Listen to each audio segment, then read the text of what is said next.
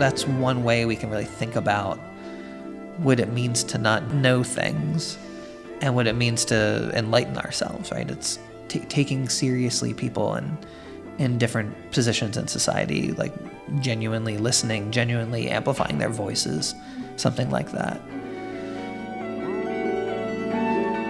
Hello, friends. Welcome back to Unbroken Chain.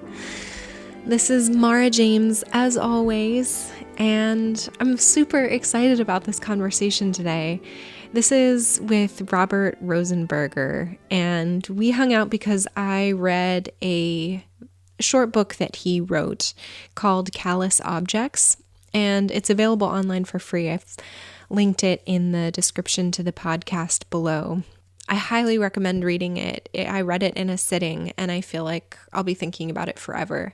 Truly, it changed the way that I understand my own perception. Robert is a philosopher of technology, which, as you'll hear, means that he thinks about user experiences. And specifically in his book, he uses the example of benches in subways, which have been intentionally designed to make them very painful and difficult to sleep on.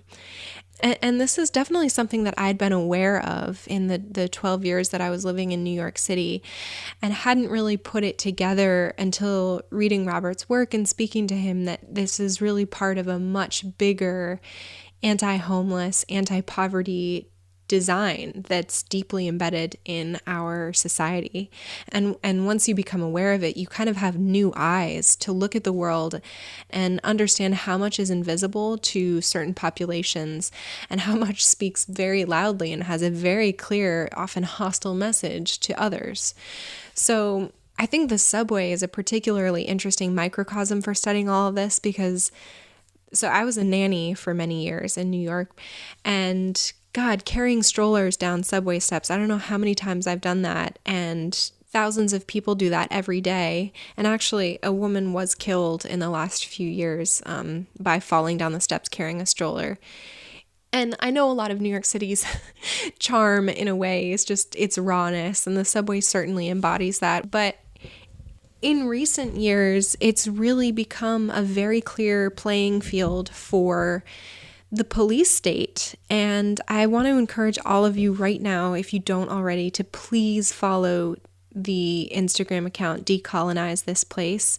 They're highlighting and uplifting international decolonization efforts, but especially in New York City, where the city has just pledged to spend $250 million on extra police in the subways. And keep in mind, the subway is a privately held company. The MTA is not run by the government because they want to recoup an estimated $200 million that they're missing because of fare evaders. And if those numbers don't add up to you, you're right.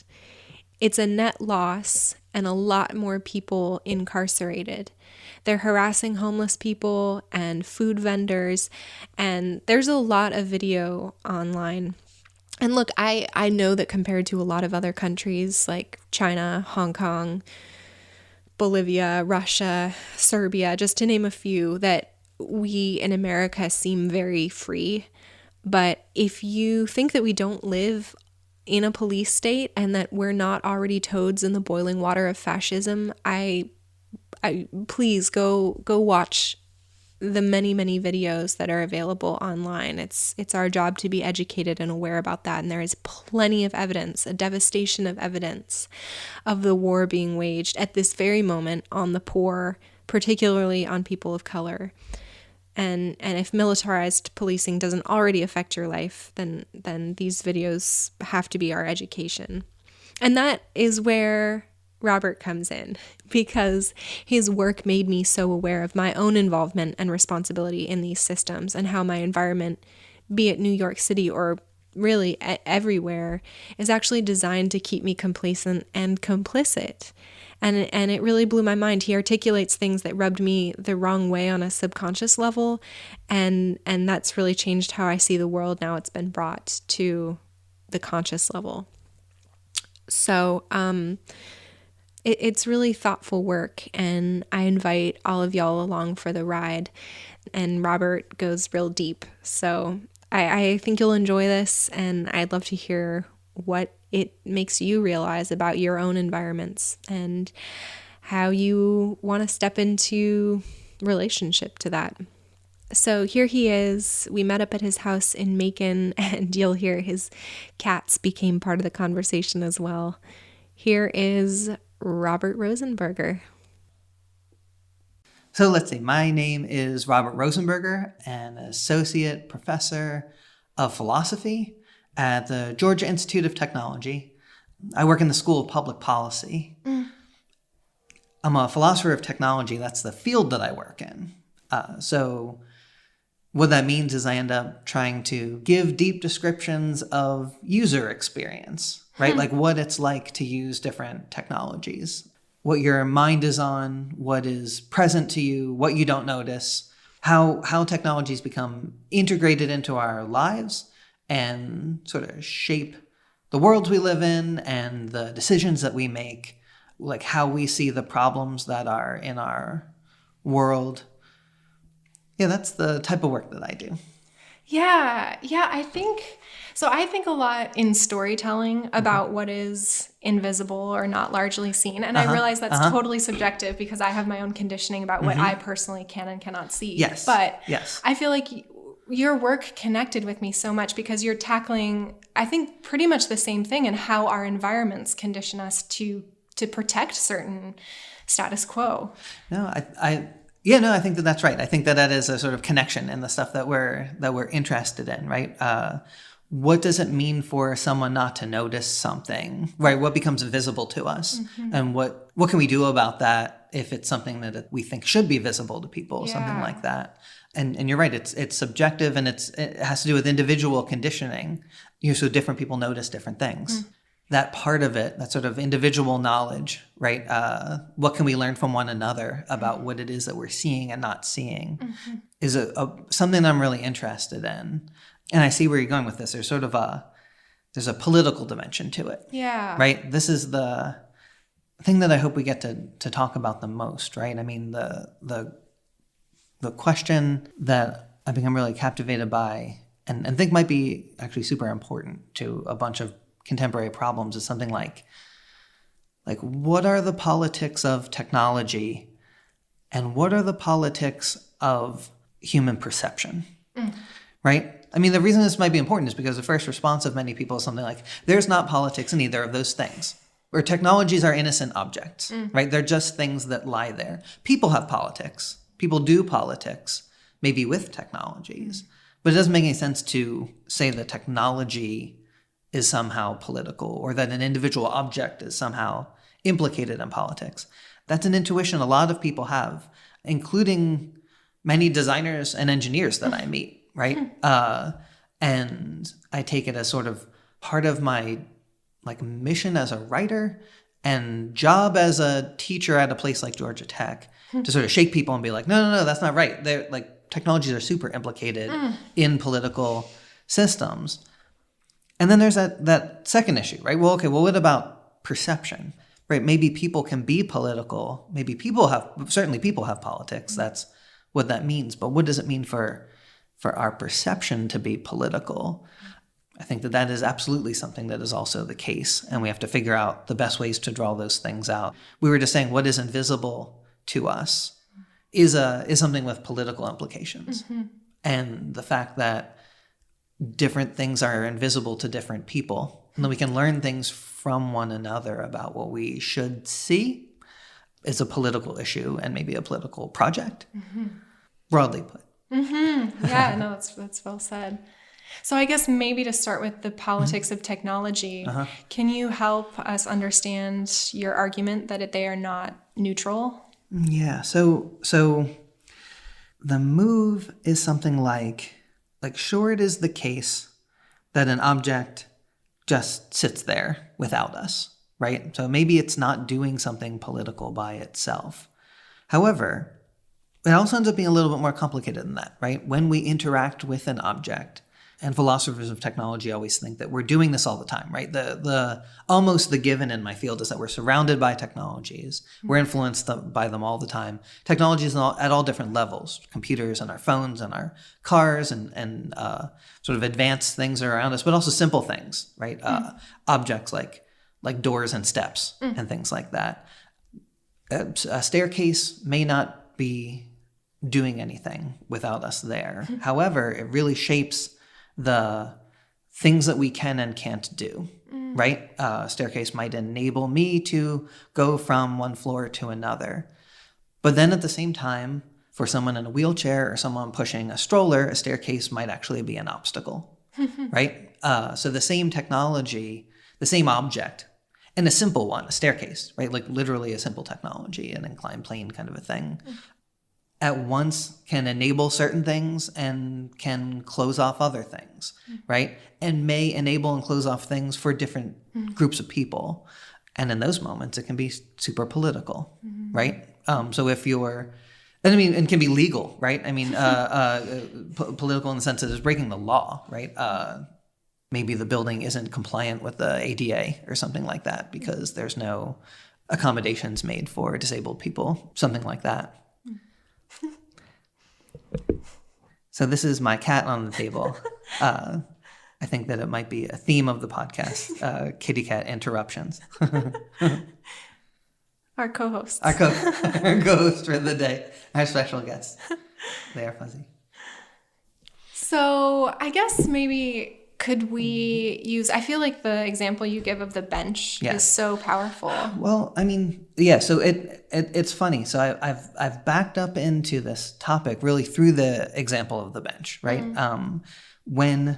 So I was in New York City years ago, standing in the subway with my spouse who grew up there, and she points out, just sort of apropos of nothing, like, hey, the reasons why they have seat dividers on the benches like that is because people sleep on the benches, right? Homeless people sleep on the benches in particular, and they put on the seat dividers to discourage people from doing that. She knowing that I'm a philosopher of technology and interested in that stuff, and I had never thought of it before. I mean, I probably sat on the exact bench that she was pointing to, right? And I was so excited. I was like, oh my gosh, I haven't thought of it. I mean, it sort of opened my eyes, suddenly see it everywhere. I actually sat on this example for a long time. I kept it in my back pocket. I started using it in my teaching, right? I wasn't exaggerating when I'm saying, like, part of my job, I take it, is to teach young engineers about the politics of technology as people who will be designing stuff. And I started using subway and park benches as an example of that, right? You might think this is a very simple object that couldn't be political, just like blocks of wood sitting there inertly, right? And then, but look, it's part of this whole political system. I began to learn more about it. I began to get into the topic, and I began to realize, like, oh, this is not just an issue with benches. This is an issue with public space in general. And sort of a major line of research in my career has been sort of trying to expose what I see as an anti-homeless agenda built into public spaces, with the benches as my go-to example, but we can run through a bunch of them. But the idea being something like, the bench is this tip of the iceberg. That my observation is that in urban areas across the world, to different degrees and in different ways, there is a project of trying to make the problem of homelessness as invisible as possible, right? Trying to hide the problem, try to push people who are living unhoused out of shared public spaces. And the benches are one example of that. Oh, here's a place where someone living unhoused might want to sleep, right? Maybe it feels more safe to be in public. So here's a spot. Maybe it's warm in the subway, right? Maybe there's some shelter from the rain. There are lots of different reasons, and that makes the problem of homelessness visible, right? And there are people who would prefer that it not be. So we can redesign our benches as one of the things that we do to try to hide the problem. Yeah, I've had the revelation before living in New York of, like, walking down most streets, you're just like, there's no place to rest, and the only my only purpose here is to go into one of these shops and spend some money. Yeah. But there are very few spaces that seem just to be. Right. So what is the function of public space? Well, I mean, I think that is something that can be up for debate, right? One of the... hold on, I'm moving a second cat. One of the things that I encounter often as a sort of rebuttal against the little monologue I just did about an anti-homeless agenda built into public spaces, something like, but that's not what these public spaces are for. The bench is not for sleeping on, right? The bench is for waiting for the subway. The bench is for sitting in the park, right? Parks are not for homeless people to spend time. And it's like, oh, okay, you have a pretty strong idea about what you think public space is for, right? And what it means for an object or a space to have a sort of inherent purpose or to have a agreed upon social purpose. And I think I'm much more open about what the spaces should be for than that, right? It seems to me that if there is a pressing public problem, if a problem of homelessness is so bad that people are living in public spaces and that there's not enough assistance for them, it's a very complicated problem. It's a very, very difficult problem to solve and is multifaceted and is probably actually a bundle of many different problems under the same, under one big name, right?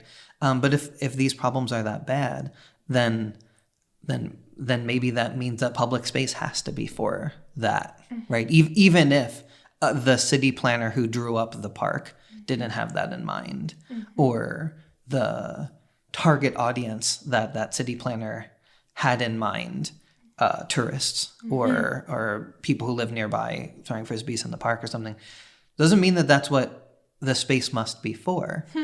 The same way that you can think of any time that you've used a technology or a space for something other than what it was designed for. Have you ever stood on a chair to change a light bulb, right? The chair designer might not have thought like, oh, and this is also a stool, but it is, right? There's can I drop some philosophy ideas? There's a very close friend of mine, a philosopher named Don Idy, does the same sort of phenomenology, philosophy of technology, description of experience. And he likes to make reference to this idea from sort of literary studies, literary criticism, called the designer fallacy. I'm sorry, his term is designer fallacy. The term in literary studies is the intentional fallacy. Intentional fallacy is the idea that, so it's a fallacy, right? It's a name of a mistake, right? Here's the mistake that people in literary criticism have identified. They say, well, many people think that the meaning of a book or some other written work, what's the real meaning of it? Many people think that, well, it's whatever was intended by the author. Go to the author and ask her or him what they really meant. That's the real meaning of a book. And people in literary criticism say, like, no, that's not how it goes, right? Once the text is out of your hands as an author, it goes into the world and has a life of its own. And it means many different things to different people, right? And what does it really mean? Well, that's the open question. But the answer is not, obviously it means whatever was intended by the author. That's a fallacy. That's the intentional fallacy. So Idy, as a philosopher of technology, comes along and says, yeah, objects are like that too, right? That's true for books. It's true for the chair that you use as a stool. It's a designer fallacy to say, look, the chair is for sitting. And chair can be for lots of things. It can be for standing on to change the light bulb. I mean, it can be used for everything, but it doesn't necessarily, its true meaning, right, is out of the hands of the designer. I think that's the case for public spaces also. What is public space really for? Well, we can make a list of things that it's typically understood that public spaces are for. Sidewalks are for walking down and getting from here to there, and for kids playing, I don't know, what do kids play on sidewalks? Chalk. Yeah, I know what I had in my head. A kid hitting a hoop with a stick. Like old-timey. Like old-timey. And for some reason, that's all I could have. That's all I could have in my head. So I'm like, the sidewalks are for things like hoop stick games. Everyone knows that, example. Right? Yeah. So anyway, so right. I think that might be right. I think that it is a fallacy to think that public space is for the typical thing that it has been designed for. That's its true, real meaning. Right. That it has a deep metaphysical meaning. That's what it really is. Right. No, I mean, it's for what we use it for. And that can get political really fast, right? It becomes contested. Right. Right. So you're saying that the meaning is made in the relationship between the user and the technology. And so if somebody has an idea about controlling that beyond like the direct experience, they must have some kind of agenda. Right. Well, I like that. I like the way you've set that up, right? So if we want to say, where does the meaning come from? What is a technology really for? What is a space really for? Well, it kind of depends, but that's sort of the relationship between the user and that space, like you said.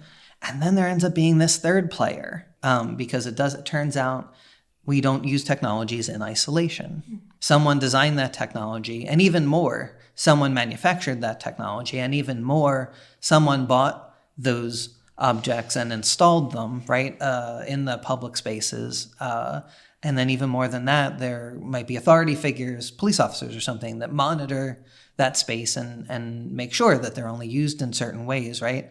So you have a whole network of different people that are sort of coming together to enact a kind of an agenda. And so you might think like, yeah, no, it's a bench in a park and I sit on it and that's its meaning, right? It's a relationship between me and the object.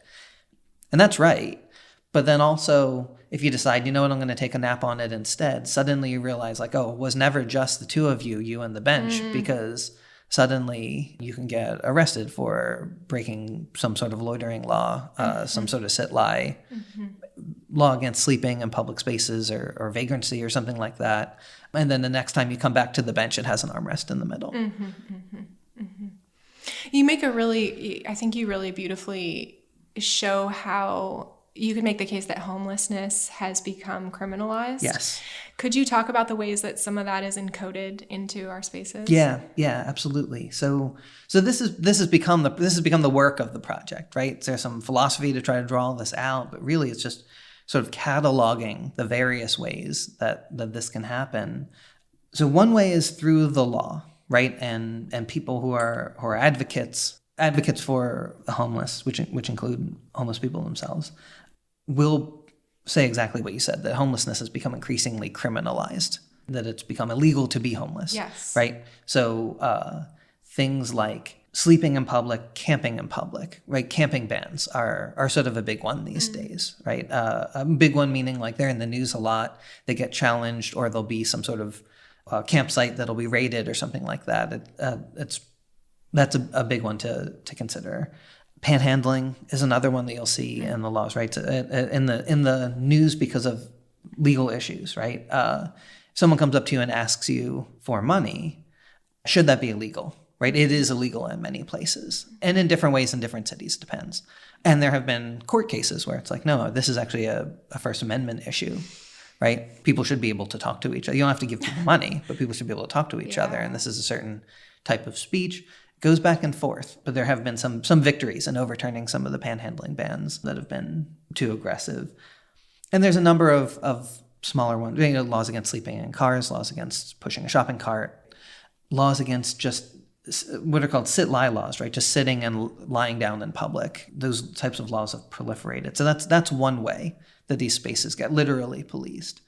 But then the other thing is what we're talking about today, right? Which is we offload to the design of public, so we offload to the technologies of public spaces, the enforcement of these kind of rules, right? So the benches is the example I use as sort of my paradigmatic one, but there's others, so that you'll now see everywhere. Yes. Right?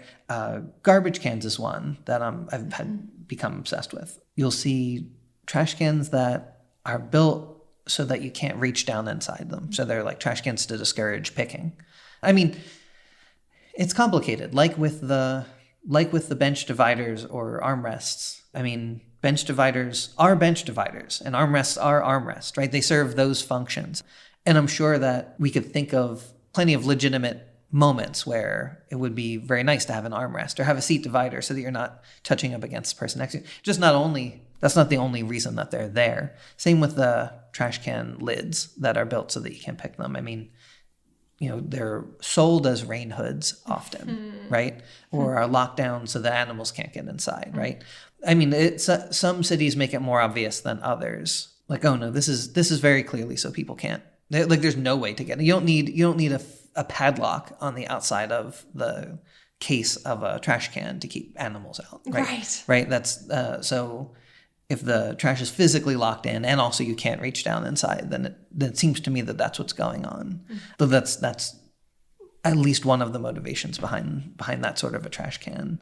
You'll see some cities even where it's the recycle cans in particular that are locked down, because might be a city where you can turn in recyclables and get some money back for it, right? So if you don't want visibly people picking from the trash cans in your, in the business district or something like that, then it will only be the recycle cans that are all locked down, is a thing I've seen. God forbid somebody make $5 off of recycling. Right, because we don't want to remind people somehow of that that's part of the world that they're in. I think that that's what's going on. So those are the two most common ones I see around a lot that you could miss. There are others that are more obvious, right? So I mean, fencing. There'll be small green areas green spaces that are fenced off or something like that. Areas you'll see fences sometimes blocking off, say, an underpass, right? That sort of thing. There's spikes is the design element whose intentions are least hidden, right? There'll be a ledge or something like that where someone might sit, and then there'll be like physical spikes poking up out of it. Those are interesting ones because they're less hidden, sometimes they draw a backlash. Yeah, there's stories we could go through about that where someone, tweets a picture of a set of spikes in a city, and then it goes viral and people get upset and the petition starts. Like, that's a thing that happens sometimes. Those are some of the main ones I have in mind. There's lots of specific examples too that we could go through. I mean, design changes to the soundscape is one of the ones I find super interesting. So like sometimes in a park, they'll play really loud noises. It'll be sort of like industrial metal scraping sounds or something like that, right? So it's like people won't want to sleep here. Or annoying music. There was a park. So this is from this last year. Was it a park in Florida where they were playing the Baby Shark song on a loop all night, right? Just to be annoying. So people won't want to sleep there. Water is another one that people will use. Sometimes it can be as simple as we will spray down this alleyway or something like that with a hose at night. But more often the thing that you'll see is like sprinkler systems that go on. And you'll be like walking down the street. You'll be like, why is there a sprinkler just on the sidewalk in the middle of the night? And that might be why. We could Google a bunch of examples of those things. Sometimes it's like church steps. There's messed up examples that we can find. And I think that all of these things come together, right? So when we talk about an agenda, it doesn't even necessarily have to be that there's someone at the top who has the plan and has all the authority and then like laughs to themselves or something like that. Right? I mean, right? There doesn't have to be the specific bad person but it ends up that these things come together and work towards some people's interests and against other people's interests, right? And I mean, I do think that there's thought behind it. I just don't know that it's all. I think it's many different people working in sort of a chord, right? So it's like, and we'll do this in this park, and now they're moving to this park, so we'll do this in this park.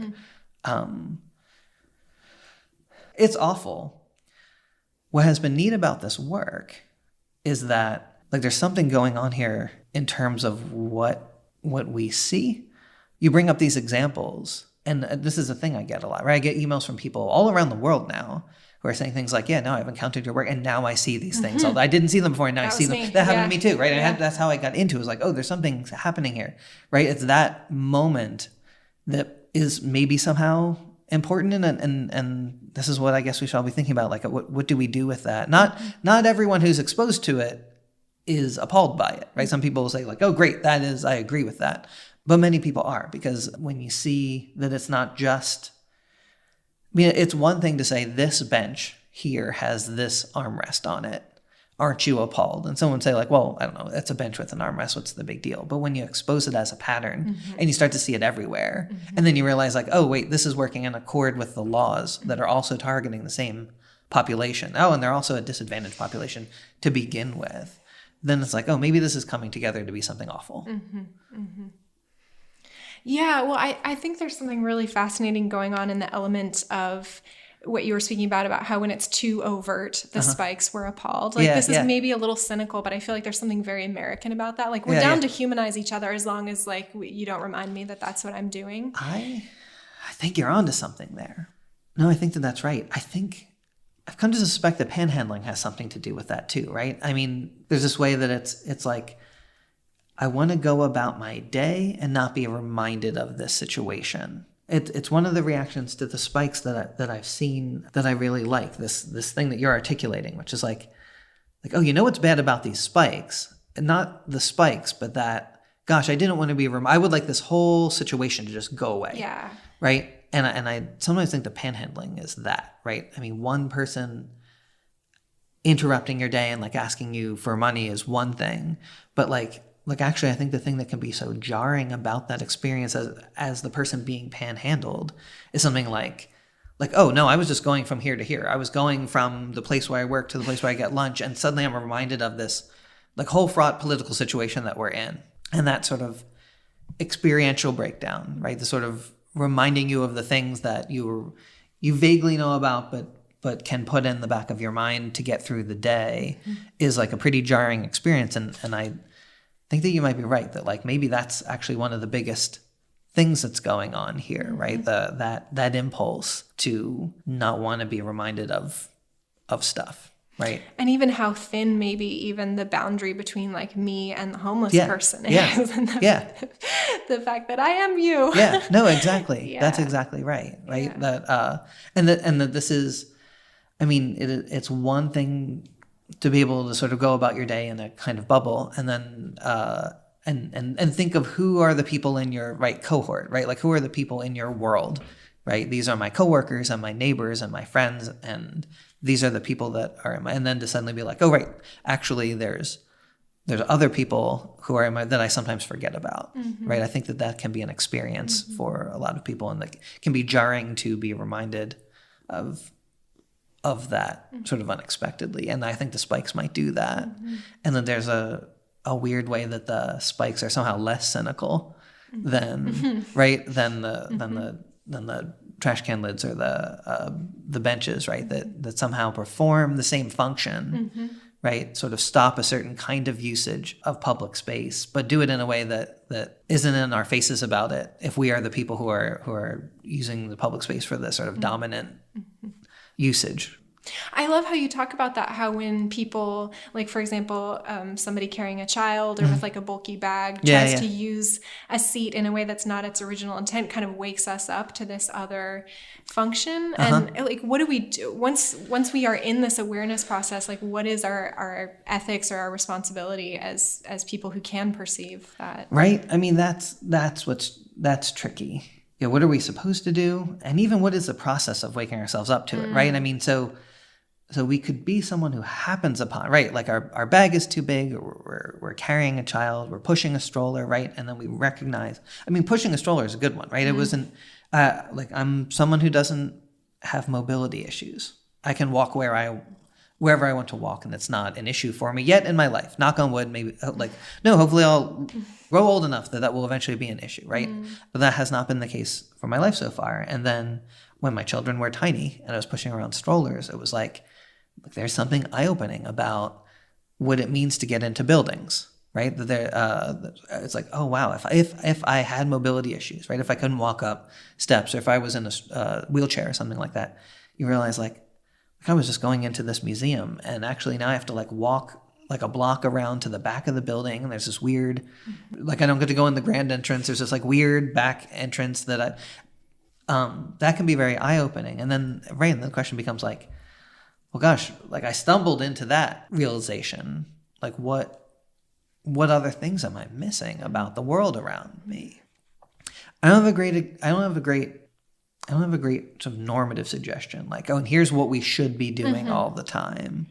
I mean, the step that I'm still at is like, gosh, well, how does this happen, and how should we think about what it is that we don't know? And there's a couple different elements of it that maybe we can talk about. I mean, so one of them is an epistemological one, a question of knowledge, right? A question of what we know like one of the most major insights coming out of feminist epistemology, coming out of feminist theories about knowledge and the way that it works, right, is this like main insight about how knowledge is not just something that's transmitted from one person to another, one objective knower to another objective knower, but that we have to think of knowers as people with specific lives, right? That we've all had limited set of experiences, and that shapes what we can know, right? What we're prepared to understand.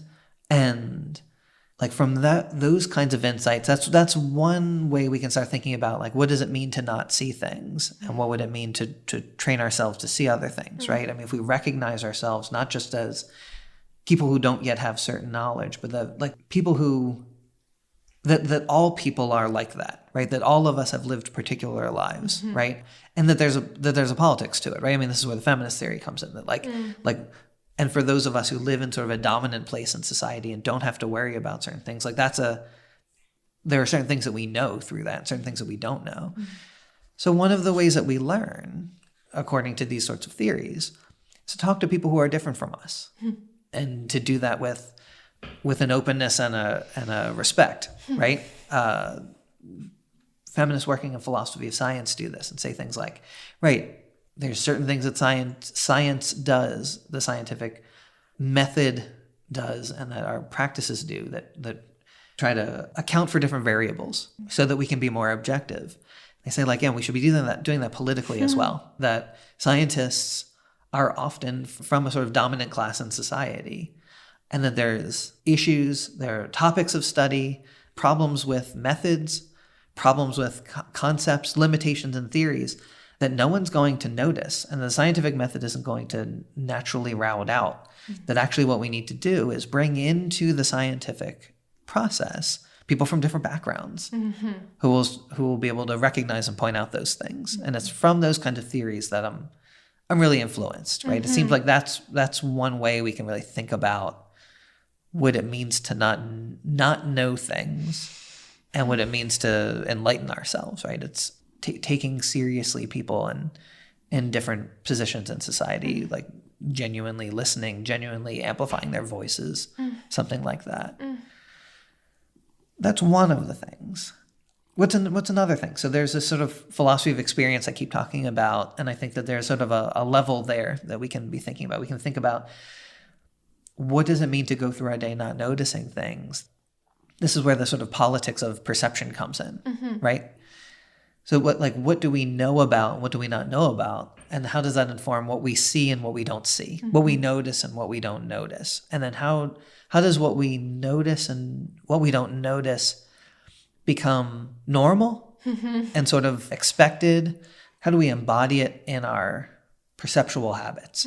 And so this is what this type of philosophy will say. It'll say something. When we walk into a room, we don't, every time we walk into a room, have to suddenly relearn everything that we see. We don't walk into a room and say like, oh, wait a minute, the floor is beneath me and the ceiling is above me. Okay, got it.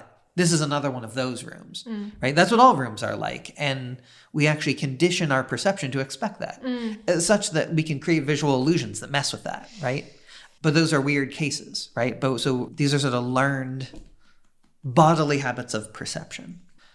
And I think that something like that goes on, right? We learn, it's not only the case that when I sit on the bench waiting for the subway, that I don't notice that there's a politics to the way the bench has been designed, because I don't know that because of the limitations. It's not just a knowledge thing. I think it's also a perception thing, that there's a further element of that where it's like, well, if I'm not new to the city, if I'm not new to the subway, if I'm not new to this particular subway, if in fact it's the opposite, I take this subway to work every day.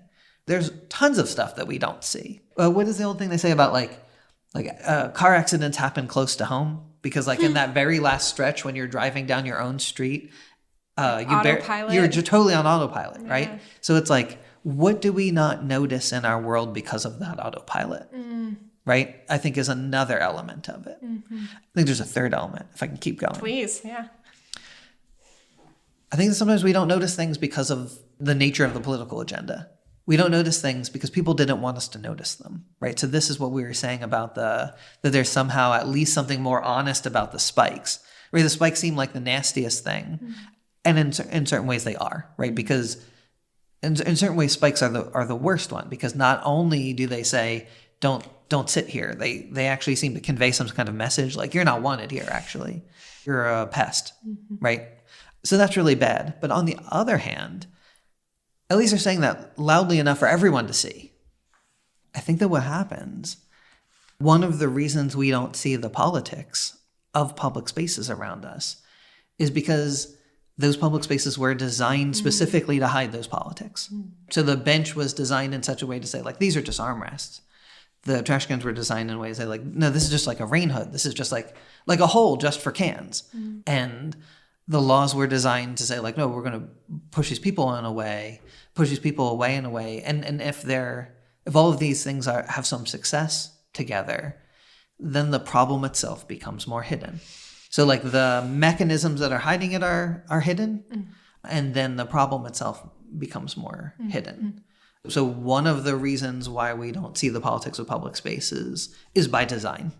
I mean, so we have to be careful who the we is here, right? Sure. Like, so if we are unhoused people, then we definitely see the politics of those spaces. They're enacted right on us.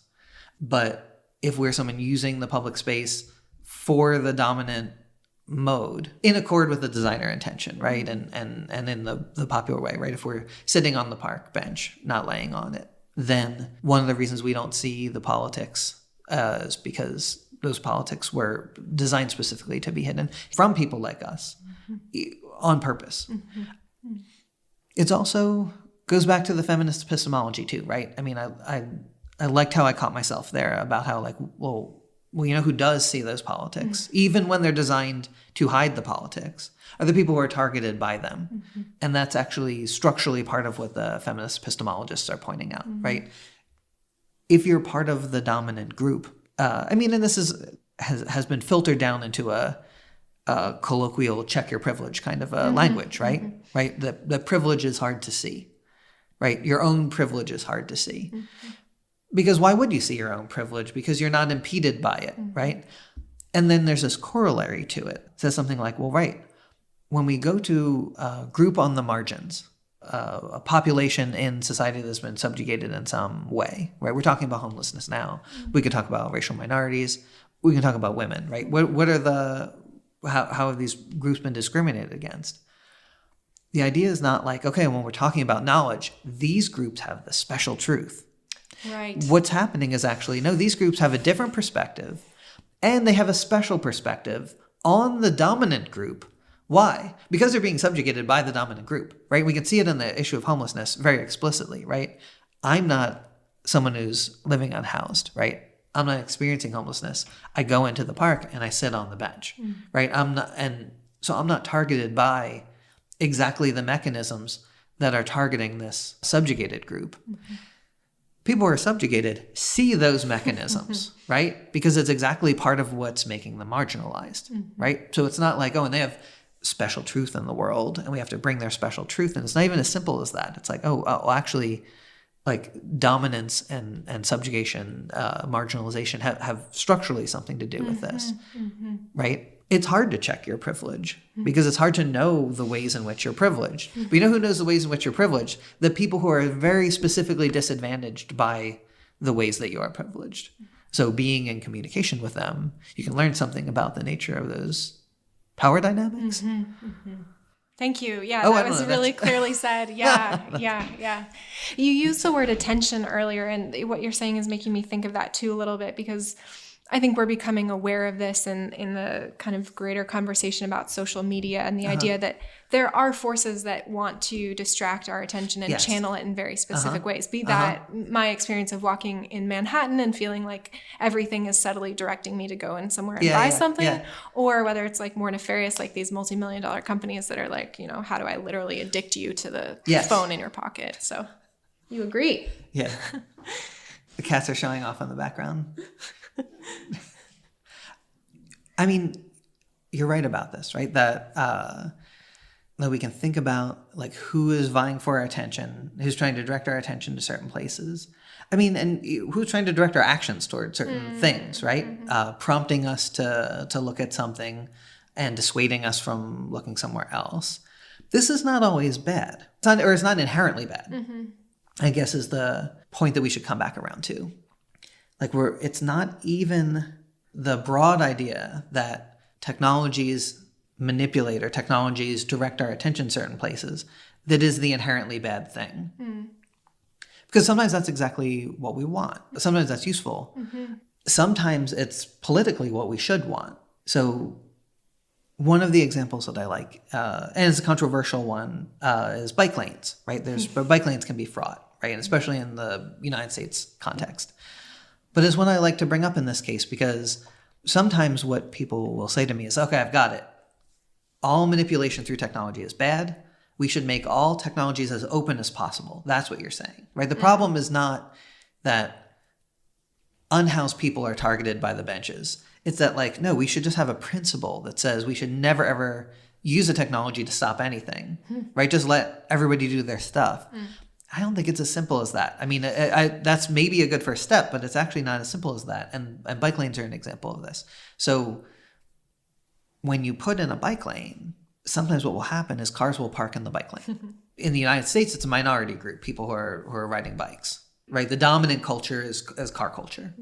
And this is a place where that dominant culture comes in and starts using for their own purposes this technology that's designed for this minority group, a technology that should help the environment, right? Something we should support for those reasons, I guess. And so then you might say, like, we should have protected lanes, right? Protected bike lanes, cones, or, sometimes it's actually like concrete barriers. But that would go against some sort of principle that says, oh, we should open up all technologies to all things, right? This is another wall. Is the concrete barrier blocking off the bike lane akin to the fence that blocks off the underpass? I don't think that it is, because I support the politics of one and I don't support the politics of the other. And I think that's where it comes in. It's not that we want to drain all the politics out of design. I think that that's actually impossible. Is that we want to be aware of the politics of design and figure out what it is that we should want and what we shouldn't want. Yeah, sometimes we're manipulated, and sometimes that's okay. Sometimes that's helpful. And then sometimes it's nefarious and sneaky, and then sometimes it's awful, right? I'm curious, as someone that's working with sort of the youth right now, what you're seeing in terms of how I just feel like the younger generations are much more prepared to handle a lot of this. And if you're seeing sort of, I know you're not a, what's the word that you use, a determinalist? Determinist in terms of technology being good or bad. But do you have a sense of sort of the trajectory here? I mean, I have a weird angle on it. So I work at an engineering school. So the youths that I'm working with are people who are studying to be engineers mostly, right? And they're savvy in terms of technology in a way that I'm not. And I find their perspective to be a little weird. So they can do lots of stuff that I could never do, math that I could never do, right? And my own undergraduate students. Yet at the same time, and I'm wondering if this is going to start changing or not, but I have observed a pattern. This is not with all students, but with many of the students, there's an attitude of weird combination of a kind of optimism about technology and then also a kind of innocence about technology. And it's not always coming from I think it's coming from a naive place sometimes. There's students who are still learning, but I don't think it's necessarily coming from a bad place. I'll have students say this, like, no, I'm getting into engineering because I hate politics. Because I want to be, right, I know, right? But it'll be like, no, I want to stay clean of all of this, right? I don't want to be, I just want to be a math person. Sorry, buddy. Yeah, I know, right? It's such a shame, but you came to the wrong place. And in fact, it's just the opposite. Like, we're all kind of counting on you to, as a professional developing engineer, to be aware of these kinds of things as they're happening, right? And being one of the cogs in the design process may implicate you in it. I mean, it doesn't make you just like solely responsible or something, but at the same time, so if you think of, say, make it into a hypothetical. Imagine a car company, a Volkswagen perhaps, that is somehow, its computers are systematically undercounting the emissions, right? I don't know how savvy you are with cars. I can't open the hood of a car and look in and be like, oh, look what the computer's doing. It's just like, I can't do that. But some engineers can. and the people who are working on it can. And if those engineers think that their job is inherently non-political or has nothing to do with ethics, or that they have no responsibility to the public, then that's a problem, right? Because we're counting on them. Because if there is something nefarious going on, or if there's just something dangerous and accidental going on, like we can't necessarily see it, right? Because of our level of expertise. And those are the complicated. There might be simpler examples too, right? I mean, I've had, I guess it's like an industrial organizational psychologist tell me like, oh yeah, no, we had as a project to design a bus stop bench. Not a bench, a whole bus stop. That was just like one of our, like a class assignment. And we had to put the armrests on the bench. And that was just like part of the assignment. It wasn't to analyze that. It was just to do it. Mm-hmm. So like even to look back at their training now is weird. I think it's messed up that they weren't, but that even at the level of training, it wasn't considered part of their job to be critically analyzing that. Mm-hmm. So there are politics at all of those levels. Mm-hmm. That's where I see some of this. I don't know. So I don't think that that's young people today, in general. I don't know where young people in general are, but there is this kind of, I see in my students, a kind of trickle down Silicon Valley attitude, which is like, politics is bad. We'll stay out of these politics and we're going to fix all the problems of the world with our new technology. So like, we'll go in and we'll save the day, and we'll do it by like, oh, Washington and their bad politics. We'll leave that aside. And we'll fix problems with technology. That's what we need to do. So dangerous. It's so dangerous. Well, I mean, and so I've talked to colleagues who are closer with people in Silicon Valley, and that attitude is changing a bit post-Cambridge Analytica. Mm-hmm. But it hasn't changing entirely, right? We can look at the headlines and see, I mean, just recent headlines of the past couple of weeks, and see who the big tech companies are donating to and who they're meeting with. Mm-hmm. But at least there's some awareness. There's some awareness of like, oops, we in our zeal to be non-political, we got totally taken advantage of in a way that's had horrible political consequences. Mm-hmm. I haven't seen a new awakening trickle down to the level of my students yet, mm-hmm. but I don't know. Mm-hmm. Mm-hmm. Well, maybe as a last piece, this is obviously, I have a personal reason to ask this question, but you do such a great job showing how artists can help make all of this visible and using farce. And so that was so wonderful to think of, because I absolutely believe that like the personal is political, and that, you know, art is not exempt from this either. And it's just really cool to think about how that can be a tool. Let's talk about it. That's great. So we should be talking about how resistance to this can work, right? We've talked at least like abstractly, philosophically, what consciousness raising, not what it looks like, what it could look like, but at least what the obstacles it faces, right? So we talked about that a little bit. If we connect up to that, we can keep going and say something like, better. What would it mean to raise awareness, right? And there are designers and artists who are working on this, right?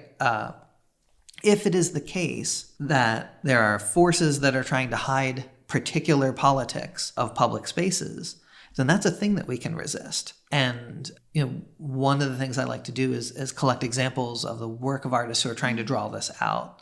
One of my favorite is the work of this woman, Sarah Ross, who designs these things called arch-a-suits, which are like suits that you wear, and they have these big foam pieces on the back. And the foam pieces are in these bizarre shapes. They look like these kind of jumpsuits, or almost like children's bodysuits or something, with these big colorful foam pieces. And it would be like, oh, in order to sit in this space, this is what you would need. So if you can imagine a bench with armrests on it, then imagine what you would need strapped to your back in order to turn that back into a space you could lay on. Mm-hmm. And it sort of draws attention to the work that had been done to make that a place where you can't lay down, by bringing out like the work that you would need to do to make it a space where you can lay down. Turns out there's a ton of this work in surveillance studies, right? So, and that's something we haven't really talked about too much, but it's a place I've turned to a bit. It's a whole field, right? So the field of surveillance studies is very big, and or to me it seems big as a philosopher of technology in a tiny field. And it's sprawling, right? Surveillance on the internet, surveillance in the workplace, but like the specific topic of surveillance in public space, there's a lot of work of artists who are calling attention to the surveillance apparatus all around us, right? The cameras everywhere, and like how you would need to paint your face in order to fool facial recognition technology, that kind of stuff is kind of neat work done by artists. There's neat work done by designers as well. And some of it has actually been instantiated in public spaces for real. So like one of the things I like to bring up are trash can designs that have these sort of racks built onto the outside for you to deposit bottles and cans into to make it really easy for someone to come and get them. There is a sort of guerrilla art version of this where people have just attached these things to cans, to trash cans, so that you can put your aluminum cans sort of stuck to the outside of it and someone can just come get them easily. But then there's also some cities, I've seen them in Scandinavia and in San Francisco, actually, where there's like this is where you're supposed to put your recycling, and it's in a place that's purposefully accessible so that someone can just come and get it if they want. And that's kind of neat, and it points the way to, I mean, this brings us back to the beginning, right? Where we're talking about like, what is public space for? Are we going against what a trash can is really for if it's a place where someone can come get cans? Well, no, there are some cities who make that available on purpose, right? So like that, there are real options otherwise. And I mean, I think this is where art can be, I mean, so art has two places here at least, at minimum, right? Where there can be a contribution. One can be the sort of design side of like thinking of what would be better. What are other ways that our public spaces could be, rather than sort of spaces that exclude certain people and certain behaviors? And then the other way is like raising awareness of those methods of exclusion, calling them out and making them less invisible on the specific topic of homelessness, but then also in general, right? Like what are the politics around us that we're not seeing, and how can they be made more visible through art? Well, thank you so much. I just your work and your words just made me like understand on a deeper level like what I'm doing out in the world, and I'm just like really grateful for people that can do that. So I really appreciate what you're doing. Thank you for saying that. That's very nice. Where can people find you? So I'm a professor at Georgia Tech. You can look for my campus website there. My last name is Rosenberger. So if you go to rosenberger.spp.gatech.edu, that's my website, and I've got sort of everything I've written is there and some little videos and stuff like that. Please feel free to email me. I would love to be in contact with people who are thinking about this stuff. Awesome. Thank you. Thank you very much.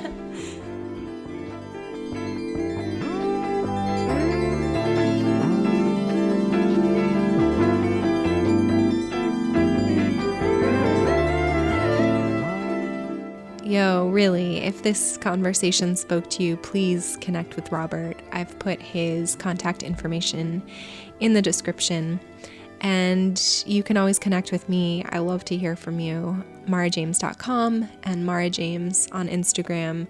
There's a lot more to find there, and if you put your name in to join the newsletter, I've got some really exciting stuff coming down the line very soon. A couple years ago, I worked on a documentary about Jerry the Peddler, this amazing activist and human being who was a huge figure on the DIY punks squatter scene on the Lower East Side in the 70s and 80s. He still lives there now in C Squad. And, you know, he was a huge part of making the village a village back when it was basically like a bombed out war zone where nobody would go, not even the police. And they rehabilitated these buildings. They created crisis centers for people dealing with drug and alcohol dependency. He grew weed in an alley at one point, created a soup kitchen in a park that fed people that really had no other options. And you know, as it always goes, like made the neighborhood safe and eventually a tasty little morsel that was attractive to developers. And as the developers started coming in and branding it the East Village, and all these yuppies started moving in, the powers that be very quickly started trying to force the real long-term residents of the Lower East Side out. And that involved, eventually in the 1980s, one summer, the police decided to institute and enforce a arbitrary curfew on Tompkins Square Park, which was a notorious place for people to spend the night who didn't have any other place to sleep.